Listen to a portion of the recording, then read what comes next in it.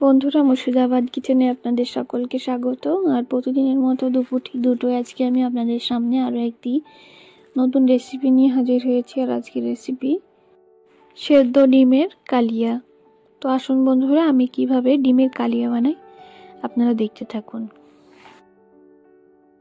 আমি ডিমের কালিয়া বানানোর জন্য একটা স্পেশাল মশলা বানিয়ে নেব।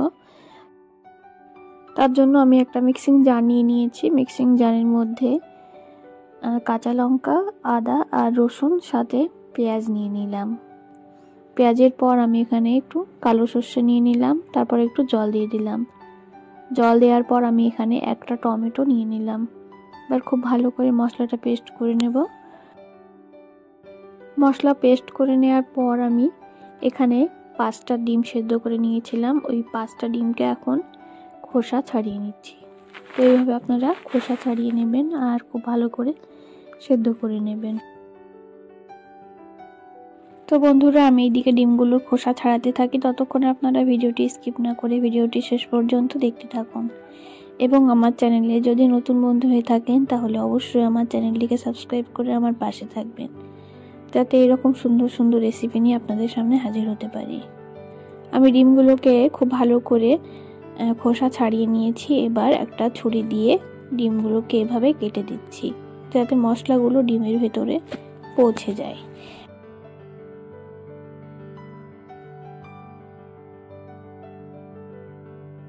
আপনারা আপনাদের পছন্দ মতো ডিমগুলোকে এভাবে কেটে নেবেন। তারপর তেল দিয়ে ভেজে নেবেন। এবার আমি ডিমগুলোকে ভেজে নেব। তার জন্য উনুনের ওপর কড়াই বসিয়ে দিয়েছি। আর কড়াইতে প্রথমে সরিষার তেল দিয়ে দিলাম। এবার ডিমগুলোকে খুব ভালো করে ভেজে নেব। ডিমগুলোকে ভেজে নেওয়ার জন্য আমি তেলের মধ্যে হালকা লবণ আর হালকা হলুদ দিয়ে দিচ্ছি। এবার ভেজে নেব।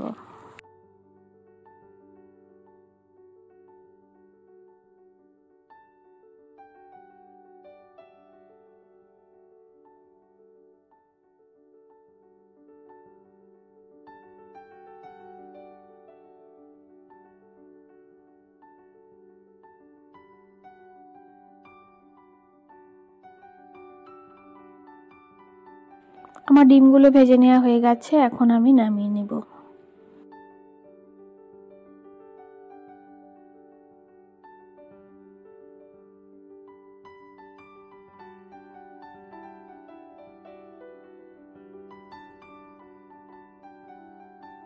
ডিমগুলো ভেজে নেওয়ার পর ভেজে নেওয়া তেলের মধ্যে আমি গোটা জিরের ফোড়ন দিয়ে দিলাম। তারপর সামান্য একটু পেঁয়াজ কুচি দিয়ে দিলাম।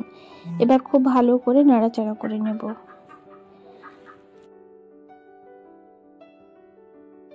আপনারা দেখতে পাচ্ছেন পেঁয়াজটাকে একটু ভাজা ভাজা করে নিয়েছি। এবার আমি এর মধ্যে দিয়ে দিলাম বেটে রাখা যে মশলাটা আমি পেস্ট করে রেখেছিলাম সেটা দিয়ে দিলাম।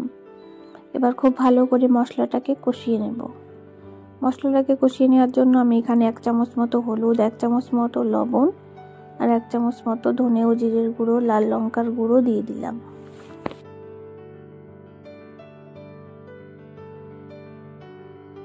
আর স্বাদ মতো আমি এখানে একটু চিনিও দিয়ে দিয়েছি। আপনারা চাইলে এখানে টক দইও ব্যবহার করতে পারেন। আমি মশলাটাকে খুব ভালো করে কষিয়ে নিয়েছি। এখন ডিমগুলো মশলার মধ্যে দিয়ে দেব। তারপর ডিমগুলোকেও খুব ভালো করে কষিয়ে নেব।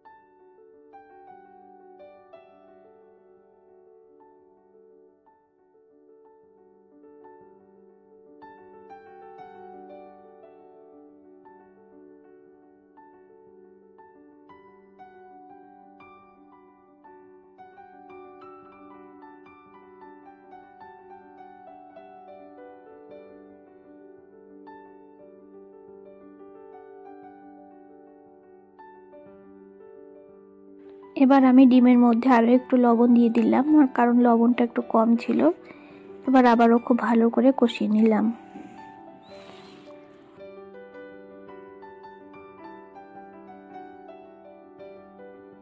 খুব ভালো করে কষিয়ে নেওয়ার পর আমি এর মধ্যে জল দিয়ে দিলাম। এবার একটু ফুটিয়ে নেব, তারপর নামিয়ে নেব।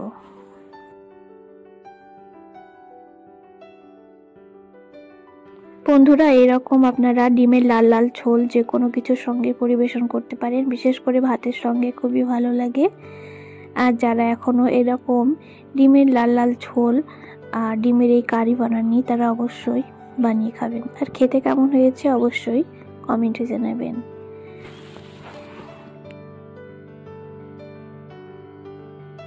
আর আমার এই ডিমের কালিয়াটা আপনাদের কেমন লেগেছে অবশ্যই কমেন্টে জানাবেন। তো দেখতেই পাচ্ছেন কালারটা কতটা সুন্দর এসেছে, আর খেতেও বেশ ভালো হবে। তো এর মধ্যে আমি একটু ভাজা মশলার গুঁড়ো উপর দিয়ে ছড়িয়ে দেব।